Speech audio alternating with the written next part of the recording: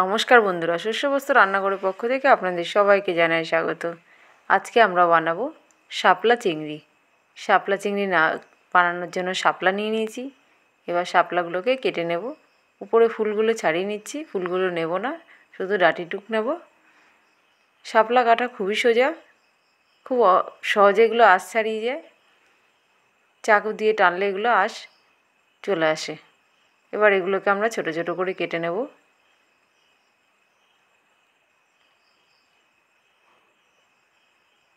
শাপলা প্রায় সবাই চেনে, এগুলোকে আমরা শাপলা বলি। কেউ কেউ এগুলোকে শালুক ফুলও বলে। আমরা সাধারণত এগুলোকে শাপলাই বলে থাকি।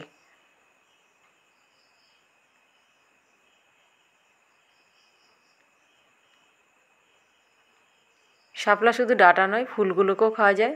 ফুলগুলোকে পকোড়া বানালে খুব সুস্বাদু খেতে।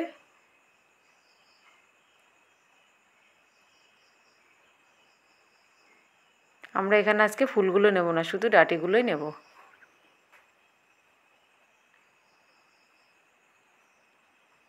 এই সবজিটা শুধু বর্ষাকালেই পাওয়া যায়। বেশিরভাগ মানুষই এটা পছন্দ করে। ফুলগুলো দেখতে কত সুন্দর।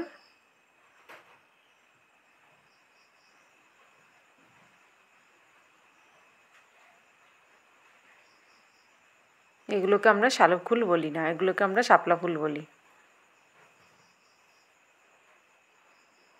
এভাবে সব শাপলাগুলো কেটে নিচ্ছি। শাপলা কেটে নিয়েছি।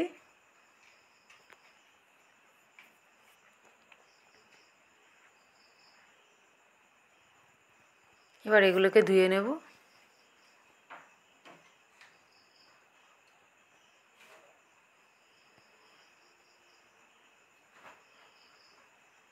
এগুলোকে হাত দিয়ে সহজে ধোয়া যায়।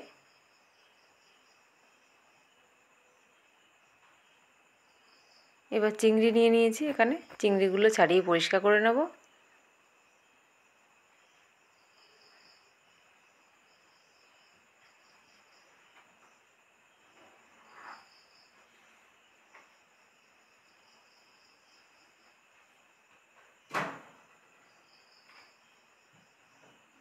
চিংড়ির পিছনে যে কালো শিটটা থাকে ওটা ফেলে দেব।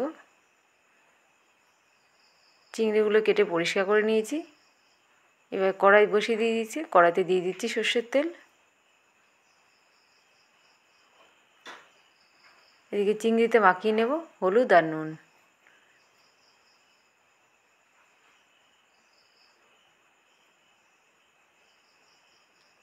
নুন আর হলুদ দিয়ে চিংড়িগুলো খুব ভালোভাবে মাখিয়ে নিয়েছি। এবার এগুলোকে ভেজে নেব।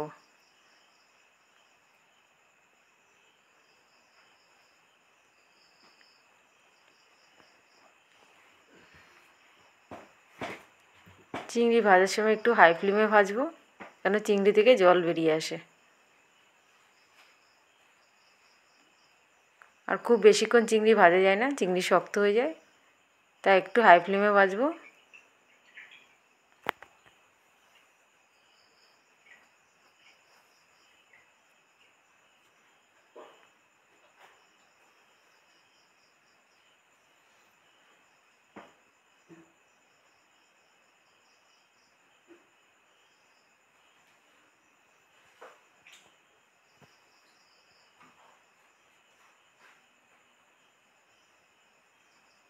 চিংড়িগুলো ভেজে নিচ্ছি।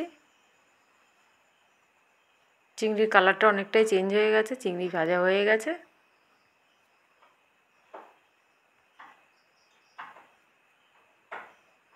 চিংড়িগুলো ভাজা হয়ে গেছে, এবার আমরা নামিয়ে নেব।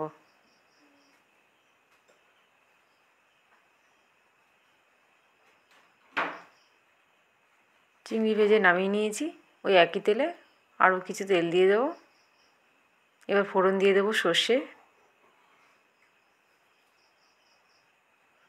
আর চেরা কাঁচা লঙ্কা।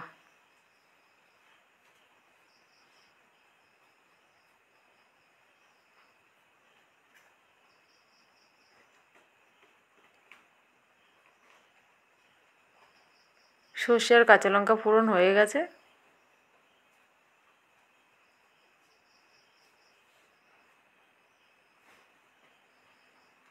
এবার কেটে ধুয়ে রাখা শাপলাগুলো দিয়ে দিচ্ছি।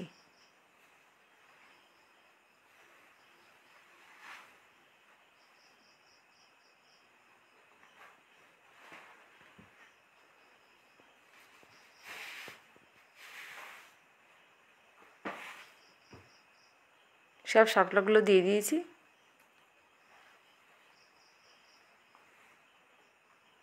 এবার একটু এপিট এপিট করে নাড়িয়ে দেবো।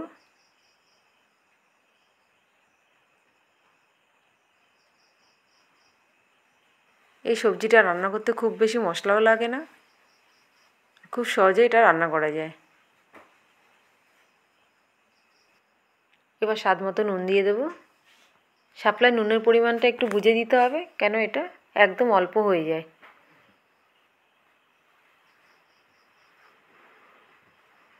নুন দিয়ে ভালো করে মিলিয়ে নেব।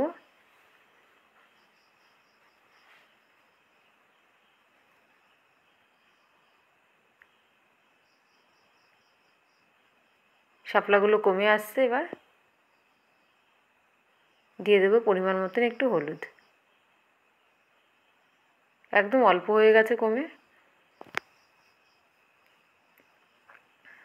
হলুদ দিয়ে কিছুক্ষণ নাড়িয়ে চাড়িয়ে নিচ্ছি।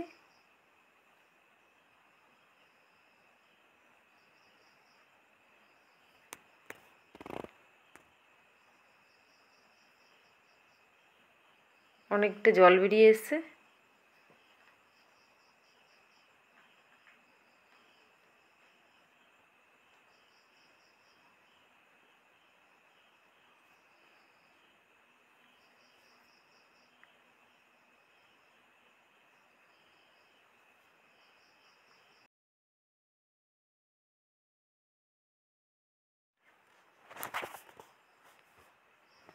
শাপলা থেকে প্রচুর পরিমাণে জল বেরিয়ে এসছে।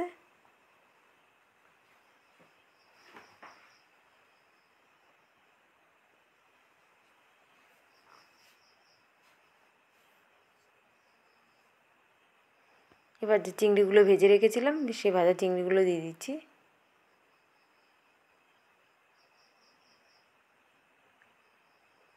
চিংড়িগুলো শাপলার সঙ্গে ভালোভাবে মিলিয়ে নিচ্ছি।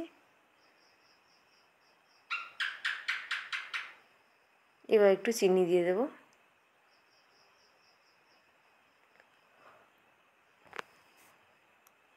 রেডি হয়ে গেছে শাপলা চিংড়ি, নামিয়ে নেব।